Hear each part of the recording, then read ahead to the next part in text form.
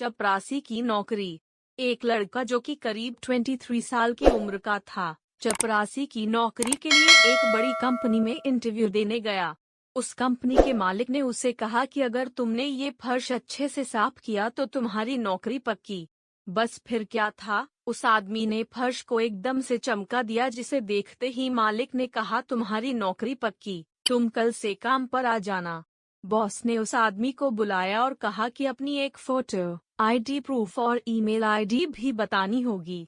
आदमी ने तुरंत कहा कि मैं तो एक गरीब व्यक्ति हूँ, मेरे पास ना तो कंप्यूटर है और ना ही मैंने कभी ईमेल आईडी बनाई है।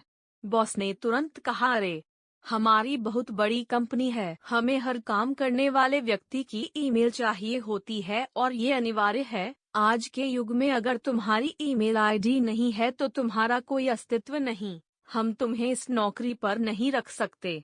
वह व्यक्ति बहुत निराश हुआ और वहां से चल दिया। अब उसकी जेब में केवल 500 रुपीस थे।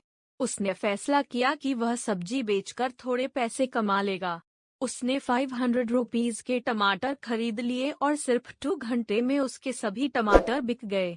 उसने फिर से 500 रुपीस के टमाटर खरीदे और वे फिर बिक गए। इस तरह उसने दिन में 3 बार 500 to 500 रुपए के टमाटर खरीदे और सारे टमाटर बिक भी जाते।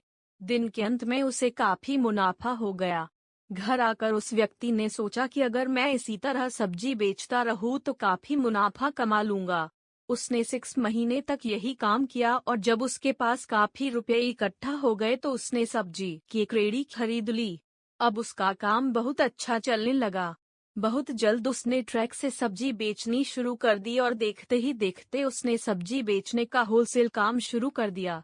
अब हर दिन वह 10 से 15 ट्रक में सब्जी डिलीवर करने लगा, जिसके लिए उसने कुछ व्यक्तियों को काम पर रखा था। कुछ सालों बाद उस आदमी ने एक ही मात्रा फूड रिटेलिंग में बड़ा नाम कमा लिया। एक दिन उसने सोचा क्यों ना मैं अपनी इंश्योरेंस करवा लूं। इसके लिए उसने एक इंश्योरेंस करने वाले को घर पर बुलाया। जब ब्रोकर उस व्यक्ति की इंश्योरेंस कर रहा था तो उसने उस आदमी का ईमेल पूछा तो उसने कहा मेरी ईमेल आईडी नहीं है। इंश्योरेंस ब्रोकर ने बड़ी हैरानी से पूछा कि आपका इतना बड़ा बिजनेस है लेकिन आपका ईमेल आईडी नहीं है, ऐसा कैसे हो सकता है?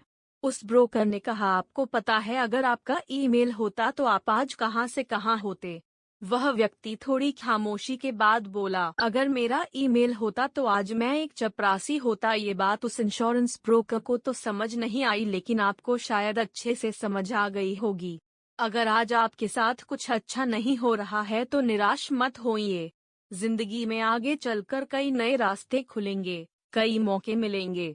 इसलिए हमेशा कोशिश करते रहिए और मात्र एक हार के बाद धैर्य मत खोइए। क्या पता कामयाबी शायद आपकी अगली कोशिश की प्रतीक्षा कर रही